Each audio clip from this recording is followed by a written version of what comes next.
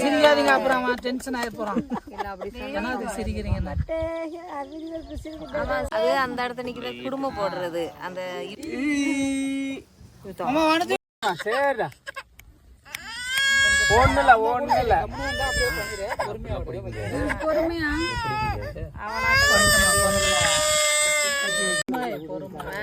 கீழே உண்டி எந்திரிப்பான்.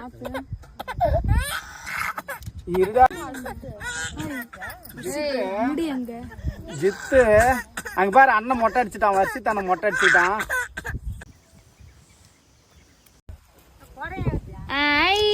வர்ஷித்து மொட்டை